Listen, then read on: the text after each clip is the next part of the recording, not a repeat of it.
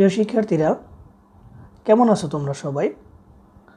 আশা করছি সবাই ভালো আছো। আমি মোহাম্মদ কামরুজ্জামান, সহকারী শিক্ষক, police lines school and college, Rangpur. আজকের অনলাইন পাঠদান কার্যক্রম ষষ্ঠ শ্রেণীর বিজ্ঞান। আজকে আমরা তোমাদের চতুর্দশ অধ্যায়টি থেকে একটি রিভিশন ক্লাস পড়ব। তোমরা জানো তোমাদের চতুর্দশ অধ্যায়টি হলো পরিবেশের ভারসাম্য এবং আমাদের জীবন। আজকে আমরা এই অধ্যায়ের রিভিশন ক্লাস লেকচার 2 পড়ব।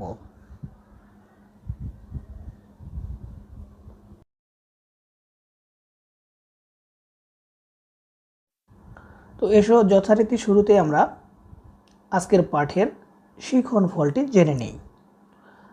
আজকের পাঠ শেষে তোমরা পরিবেশের জীব উপাদানসমূহ ব্যাখ্যা করতে পারবে, পরিবেশের ভারসাম্য রক্ষার গুরুত্ব বর্ণনা করতে পারবে, পরিবেশ থেকে জীব বিলুপ্তির কারণ তোমরা ব্যাখ্যা করতে পারবে।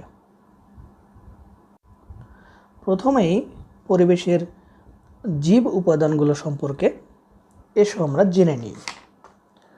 পরিবেশে 2 ধরনের জীব উপাদান থাকে, যথা উদ্ভিদ এবং প্রাণী। পরিবেশের এই জীব উপাদানগুলো বেঁচে থাকার জন্য তাদের কিছু মৌলিক উপাদানের প্রয়োজন হয়। যেমন ধরো, উদ্ভিদের বেঁচে থাকার জন্য মাটি, পানি, খাদ্য, বায়ু, সূর্যের আলো ইত্যাদি প্রয়োজন হয় এবং তাদের টিকে থাকার জন্য তাদের আত্মরক্ষারও প্রয়োজন হয়।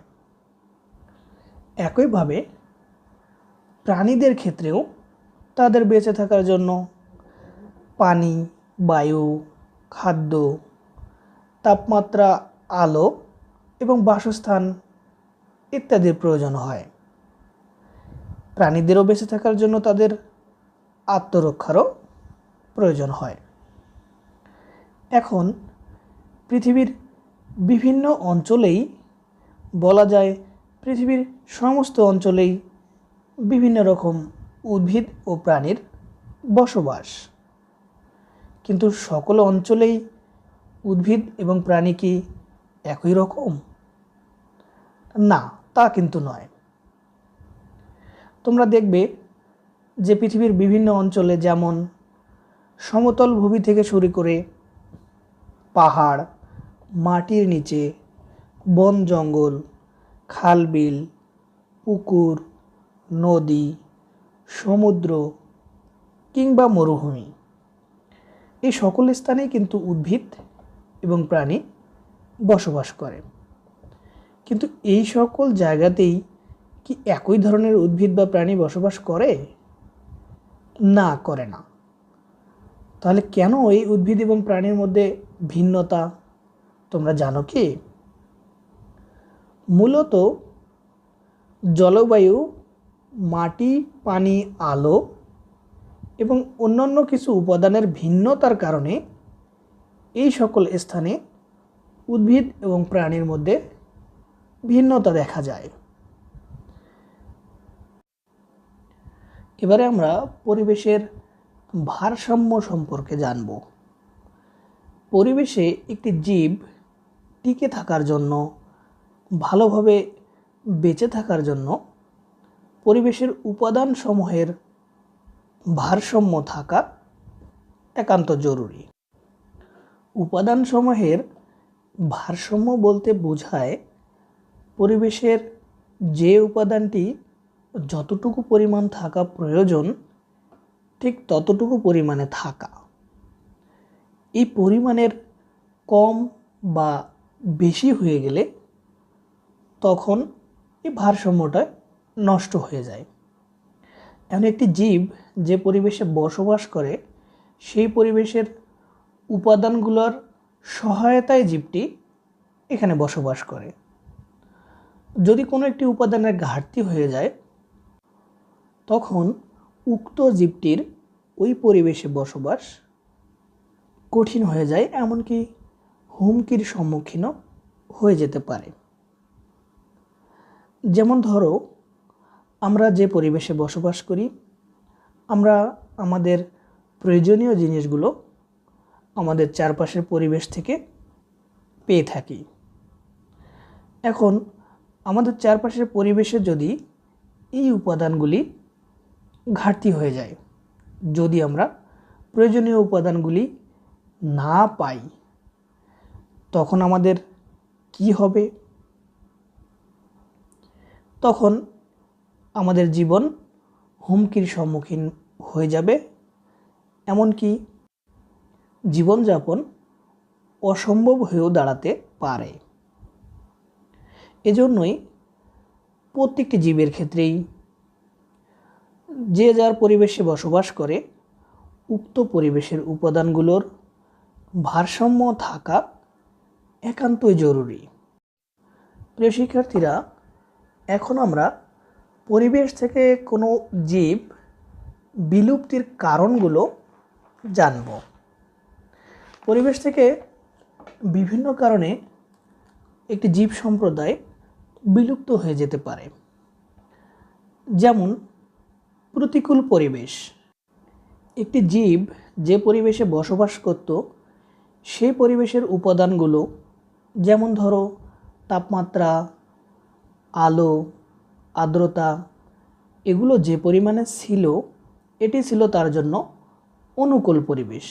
কিন্তু যদি কোনো কারণে এই উপাদানগুলো নষ্ট হয়ে যায় কিংবা খুব বেশি কমে যায় বা বেড়ে যায়, তখন এই পরিবেশটি উক্ত জীবের জন্য প্রতিকূল পরিবেশ হয়ে দাঁড়ায়।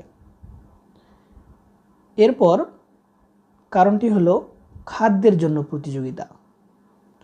অনেক সময় খাদ্য ঘাটতি দেখা দিলে জীবসমূহ এই খাদ্যের জন্য প্রতিযোগিতায় নেমে পড়ে। এই ক্ষেত্রে এই সীমিত খাদ্য সকল জীব এর মধ্যে সমবণ্টন হয় না। এই ক্ষেত্রে শুধুমাত্র শক্তিশালীরাই খাদ্যটিকে গ্রহণ করতে পারে, দুর্বলরা বিলুপ্ত হয়ে যেতে পারে। পরবর্তী কারণটি হলো যোগ্যতমের টিকে থাকা। বিভিন্ন প্রতিকূল পরিবেশে সকল জীব একসাথে টিকে থাকতে পারে না। এক্ষেত্রে শুধুমাত্র যারা এই পরিবেশটাকে মোকাবেলা করতে পারে, শুধুমাত্র তারাই এই পরিবেশের জন্য যোগ্য হিসেবে বিবেচিত হয় এবং প্রাকৃতিক নিয়মেই তারা টিকে থাকে, বাকিরা বিলুপ্ত হয়ে যায়। যেমন তোমরা ডাইনোসরের নাম শুনেছ। ডাইনোসরের জীবাশ্ম থেকে ধারণা করা হয় ডাইনোসর এক সময় পৃথিবীতে ছিল, কিন্তু আজকে সে বিলুপ্ত হয়ে গেছে। এই ডাইনোসর বিলুপ্তির বিভিন্ন কারণও বিজ্ঞানীরা আবিষ্কার করেছে। তার মধ্যে প্রথম কারণটি ছিল যে যখন ডাইনোসর ছিল তখন পৃথিবীতে খুব গরম ছিল। হঠাৎ করে পৃথিবী ঠান্ডা হয়ে যাওয়ায় এই পরিবেশ ডাইনোসর সহ্য করতে পারেনি, বিলুপ্ত হয়ে গেছে। আবার কারো কারো মতে যে অন্য অন্য জীবরা ডাইনোসরের ডিম খাওয়া শুরু করে দিয়েছিল, এর ফলে ডাইনোসর তার ডিম সংরক্ষণে ব্যর্থ হয়ে পরবর্তী বংশধর তৈরি করতে পারেনি। আবার কেউ কেউ বলে তখন এমন সব পরিবেশের পরিবর্তন ঘটে যে পরিবেশের সঙ্গে ডাইনোসর খাপ খাওয়াতে পারেনি। এভাবে ডাইনোসর বিলুপ্ত হয়ে গেছে।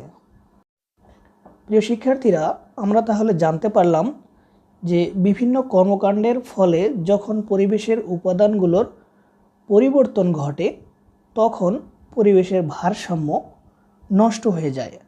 আর এই ভারসাম্য নষ্ট হয়ে গেলে জীব সম্প্রদায়ের জন্য তা হুমকি স্বরূপ হয়ে যায়, এমনকি একটি জীব সম্প্রদায় বিলুপ্ত হয়ে যেতে পারে। প্রিয় শিক্ষার্থীরা, তোমাদের চতুর্দশ অধ্যায় থেকে এই ক্লাসটি আমরা পূর্বেই অনলাইন ক্লাসে পড়েছিলাম। আজকে আমরা এই ক্লাসটি পুনরায় রিভিশন ক্লাস হিসাবে পড়লাম। এতে করে পূর্বের ক্লাসে তোমরা যে বিষয়গুলো ঠিকমতো বুঝতে পারোনি, আশা করছি আজকের ক্লাসে সুন্দরভাবে বিষয়গুলো বুঝতে পেরেছো। সবাই ভালো থাকবে, সবাইকে অনেক অনেক ধন্যবাদ।